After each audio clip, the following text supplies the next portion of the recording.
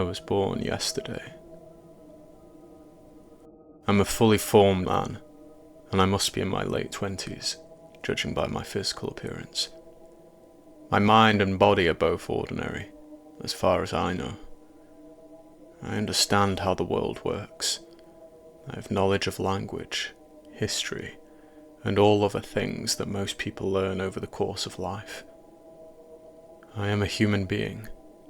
I am a person. I don't doubt either of those things. But I am not like you. I was born yesterday. No, I don't have amnesia, but I suppose it's akin to that. I understand why you'd leap to that conclusion. People wake in hospital beds with no memory, but they retain the ability to communicate and comprehend the mechanisms of the world. That isn't what happened to me. I haven't simply forgotten the events of my life. There's nothing to remember. I was born yesterday. Should I delve into the gritty details of my birth? Fine. Yesterday, around 11 in the morning, I entered the world. I wasn't born through natural means, as I'm sure you've already inferred. I was birthed by a cave. My earliest memory is that of blackness, along with a terrifying sound that ceaselessly swelled. The crunch of limestone, raucous rocks that tumbled and tumbled, and then a sliver of light, punching a hole into the darkness. The rocks parted, revealing an opening into the outer world. As the hole enlarged and light filled the cavern in which I found myself, I started to fall forwards. In a flash, I was lying face first on the forest ground, a nude, newborn man with no understanding of how he had come to exist. I twisted my head to face the cave, but the hole in the rock wall closed before I could catch a glimpse of what created me. Lost in the woods and utterly disoriented, I ran. I knew I had to find civilization. I was cold and vulnerable, physically depleted. I had no idea what was out there, and I was overwhelmed by the strange sensation of being pursued. I stumbled through the forest, naked and afraid, failing to piece together the impossibility of my very existence. In need of sustenance, I started to fade. I thought I might die of thirst or starvation before I even had a chance to discover why I existed. Dread doesn't even begin to cover my thoughts, and I've scarcely scratched the surface of the true horror I would endure. "What the? Are you okay?" a man asked. Lying in a grassy clearing, on the verge of losing consciousness, I turned to face two hikers on the forest trail, a middle-aged couple. The man shielded the woman's eyes, furrowing his brow at the frightened naked fellow before him. I was surprised that I understood his words, and I was also surprised when words flew out of my own mouth. I began, before clearing my hoarse throat. "I'm hungry, thirsty too." "Give him something from the rucksack, Gerald," the woman said.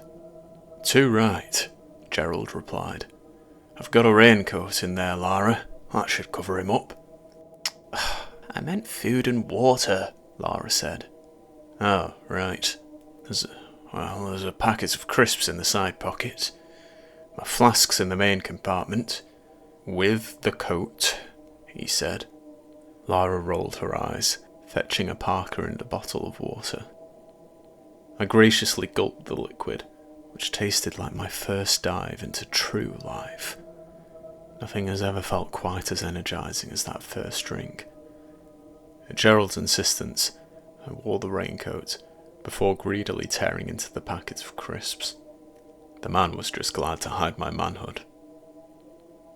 The couple asked questions about how I'd come to find myself wandering the forest in the nude, so I fabricated a story about amnesia. As I said, that's a concept people understand, isn't it? And I know how the world works. I know that declaring I'd just been born would only have scared the pair. The gentle couple rushed me to the hospital.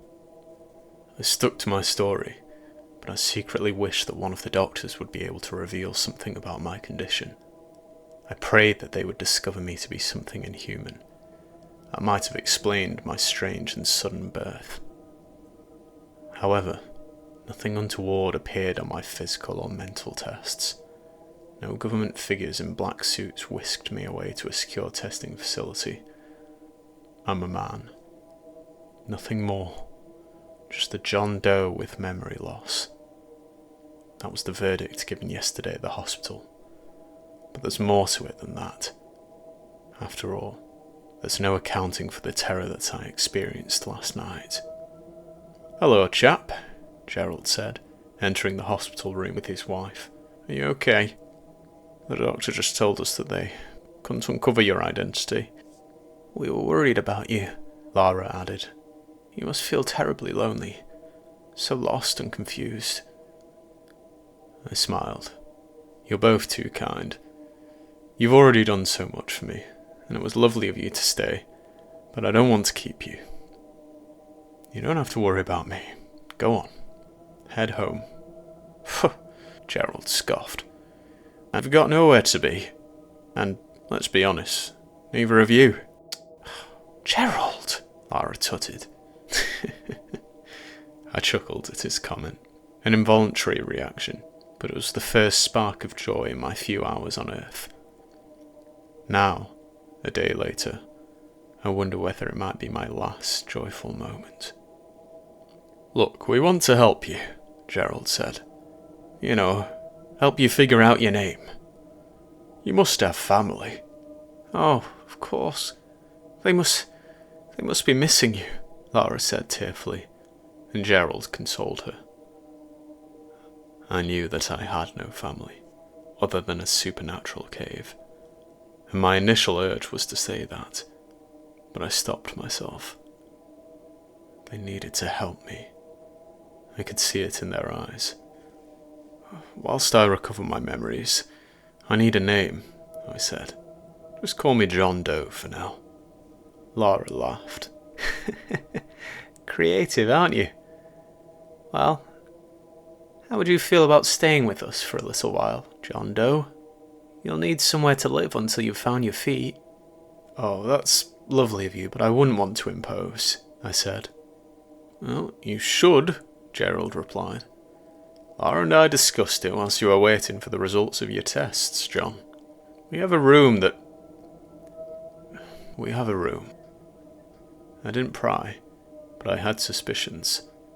Those suspicions were confirmed when the couple drove me to their house and revealed the room that would become mine. It clearly belonged to their late son.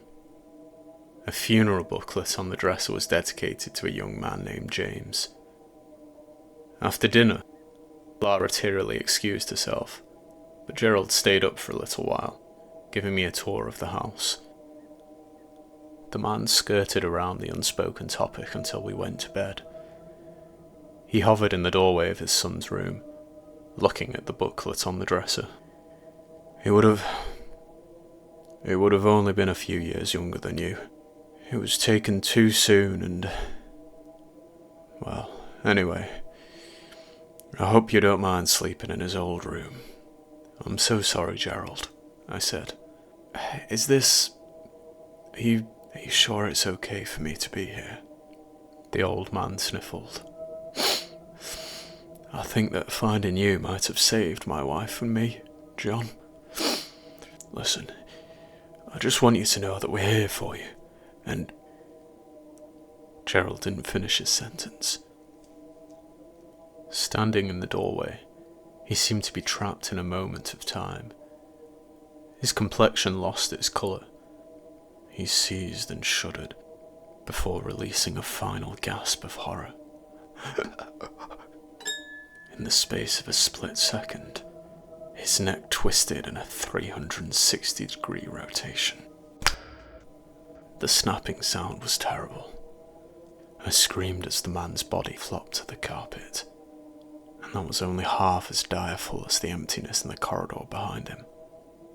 Nothing had killed him.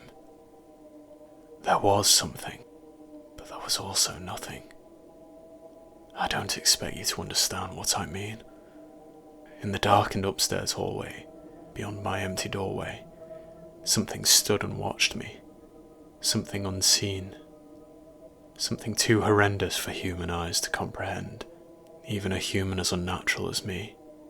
A thing so horrendous, perhaps, that eyes do see it, but the mind leaves a blank void in its place. All I know is that it petrified me in a way that words would not be able to relay. The faceless, shapeless, ghoulish thing that fills us with existential dread. Dread itself, perhaps. The unstoppable horror which cleans up the mistakes of the universe. Things that should not be. Things like me. I felt it clawing at my flesh, trying to erase me from existence. I thought of Gerald, the poor man who had simply been in the way. Why did he deserve to die? For saving me in the forest? Saving an abomination of nature? I don't pretend to understand the motives behind the frightful force that hunted me. I only know that I felt it in the shadows from the moment of my birth. And why didn't it kill me? How am I still alive to tell the story? More questions that are hard to answer. I crawled out of my bed, feverishly digging nails into my skin, which seemed to be tightening to my skeleton. Horrible ideas filled my mind, whilst I endured what I believed to be my last moments of life. A life far too brief. What is so wrong with me that I deserve this fate? I didn't ask to be born. Suddenly my skin loosened. The hallway was empty. It had always been empty, of course, but I mean truly empty. Ridden of the invisible entity that stalked me. Did it hear my internal pleas? Did it decide that I deserve a chance at life? That's what I assume. Perhaps the hidden force's universal design hasn't been corrupted by me. I immediately woke Lara, and the news about Gerald destroyed her. Until the medics deduced that the cause of death had been a heart attack, the poor woman believed me to be a murderer. I don't blame her for that. I was a stranger in her house. And she was right. It is my fault that he died. I don't know how long I have on this earth, but I know I will spend every day repaying the debt that I owe Lara. She needs to believe that my family exists. I will let her believe that. But I have nobody other than her. I don't know what created me. A cave? There has to be more to it than that.